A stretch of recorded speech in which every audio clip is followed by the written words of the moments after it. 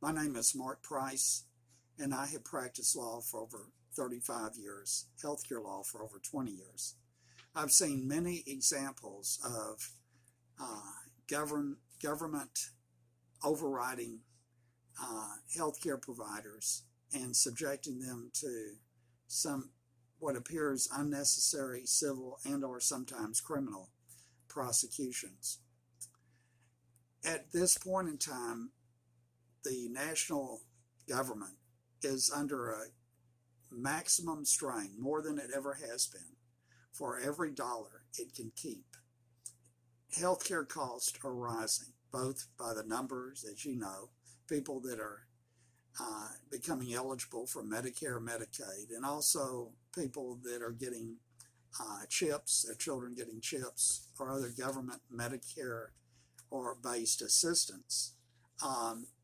The audit process to get back and keep these dollars has exponentially increased. What does that mean for you? It means for you that you most likely over the next 2 or 3 years will be subject to a civil audit by a governmental contractor. Most of these contractors are owned by Blue Cross Blue Shield, who has a special and I believe not too clean relationship with CMS. But these contractors are paid on a base cost reimbursement plus usually a 15% cut of whatever they find you are owed back.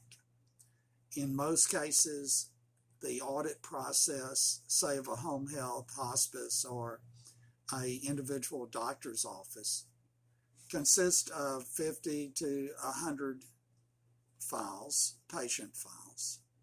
And most of these patient files, if not all of them, are actually audited by someone who has no medical training other than maybe a few weeks in the contractor's office. They cannot read doctor's notes in most cases. They grade clinical notes of home health, hospice, and doctors basically on understanding.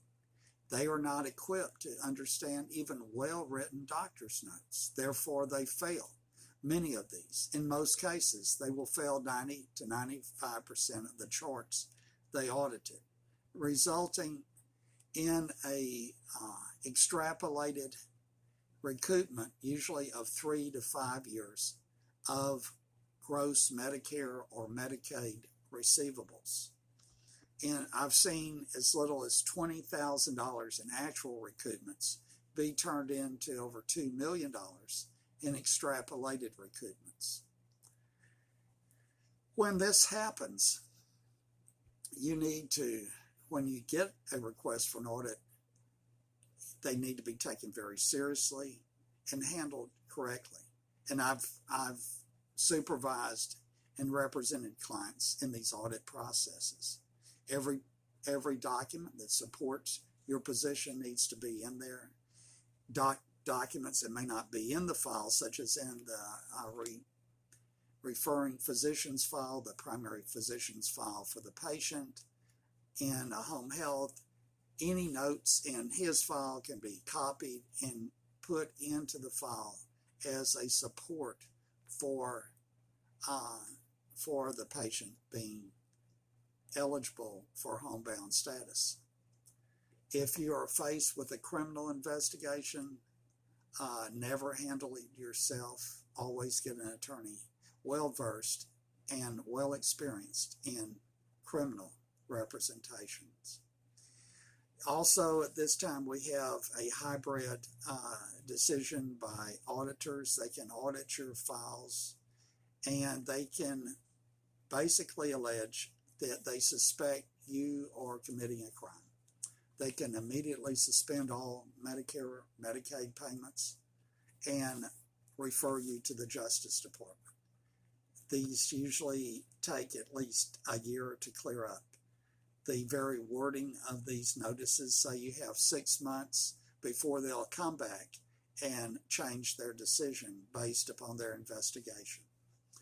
There's methods you can increase your opportunity to have these type of investigations terminated.